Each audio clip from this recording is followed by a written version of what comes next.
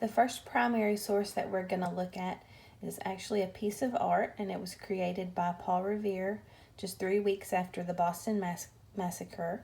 It's called The Bloody Massacre. It was created in 1770.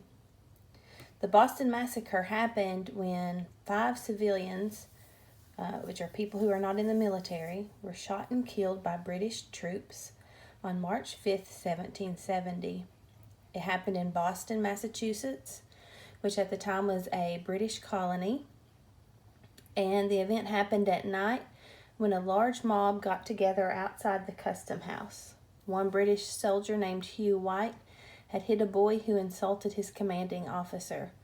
The boy ran away and came back with a large mob of angry people. More British soldiers came to help protect Hugh White from the people. The mob threw snowballs with clams in them. As the mob got larger and larger, the scene became more and more chaotic. Someone in the crowd yelled, "Fire!" And in the confusion, some of the soldiers fired into the crowd.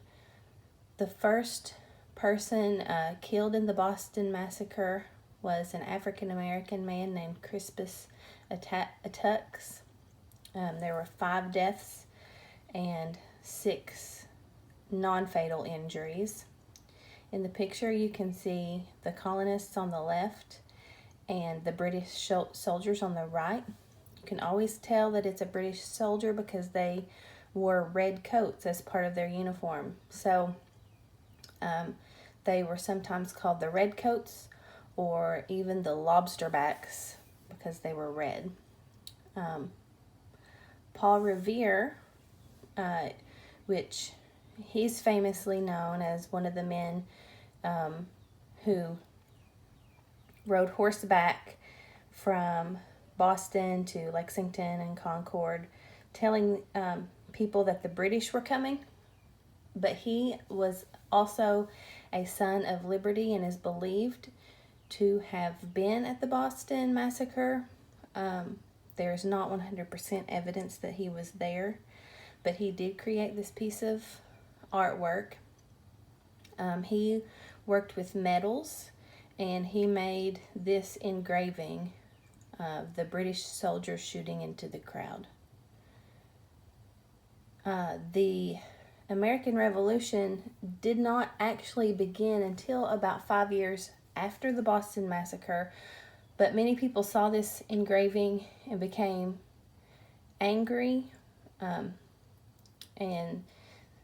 then, like I said, a few years later, the American Revolution started, and the colonies would eventually become an independent country, which is now the country we live in, the United States. So this is The Bloody Massacre by Paul Revere.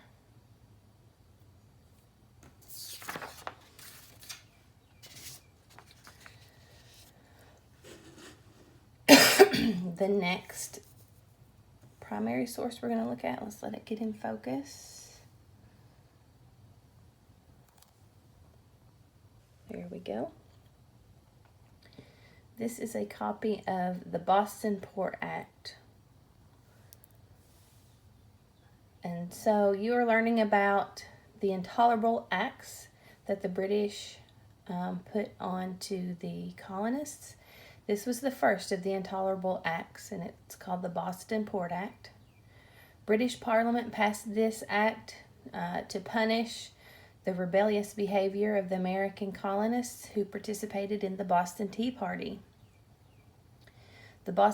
This revolt occurred in December 16th, 1773, when a group of colonists boarded the British ships and dumped chests of tea into the Boston harbor to protest a British tea tax.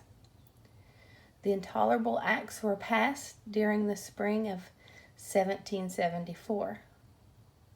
According to the Boston Port Act, Parliament closed the town's harbor until the colonists paid compensation for the lost tea.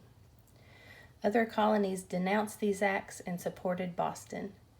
The First Continental Congress convened on September 5th, 1774, in Philadelphia, Pennsylvania, to voice opposition against the Parliament's system of taxation without representation.